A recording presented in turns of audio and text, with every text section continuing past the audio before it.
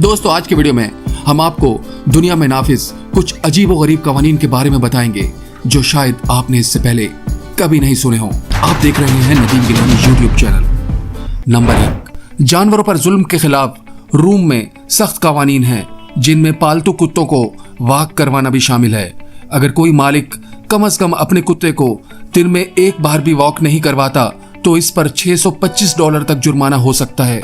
कानून सिर्फ कुत्तों तक नहीं बल्कि गोल्ड फिश तक भी फैला हुआ है। वो चल नहीं सकती तो इनके पास तैरने के लिए जगह होनी चाहिए। गोल्ड फिश को छोटे प्यालों में रखने की इजाजत नहीं है, इसकी बजाय एक पूरे साइज का एक्वेरियम होना चाहिए।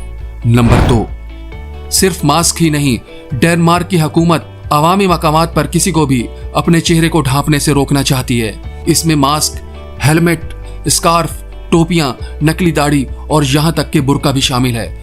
मुतनाज़ा पाबंदी अगस्त 2018 में लागू हुई थी। हुकाम का दावा है कि पाबंदी से पुरहजूम तकरीबात के दौरान लोगों को सही तरीके से शिनाख्त करने में मदद मिलती है। अगर कुछ भी मनफी होता है और किसी को शिनाख्त करने की जरूरत होती है तो इसमें मदद मिलती है। नंबर 3, स्पेन में रेत के किले या घर बनाने की आपकी कोशिश को इतना बुरा समझा जाता है कि स्पेन में रेत की कोई इमारत बनाते हुए पकड़े जाने पर आप पर जुर्माना आयद किया जा सकता है। और जुर्माने हर शहर के लिहाज से मुख्तलिफ होते हैं, जो कि €100 से लेकर €1500 तक हो सकते हैं। और हाँ, बच्चे इस पाबंदी में शामिल हैं और इनके वालिदैन इस जुर्माने को पूरा करते हैं। नंबर 4, जनूबी ऑस्ट्रेलिया में किसी शादी पर अगर कोई ये पूछे कि क्या किसी को शादी पर कोई एतराज है तो ऐसा बोलने वाले को $10,000 तक का जुर्माना हो सकता है। और अगर आप शादी में खलल डालते हैं तो आपको 2 साल तक की कैद भी हो सकती है। नंबर 5, जनूबी कोरिया की हुकूमत ने तस्वीरें खींचते वक्त फोन के कैमरों को खामोश करने पर पाबंदी लगा दी है।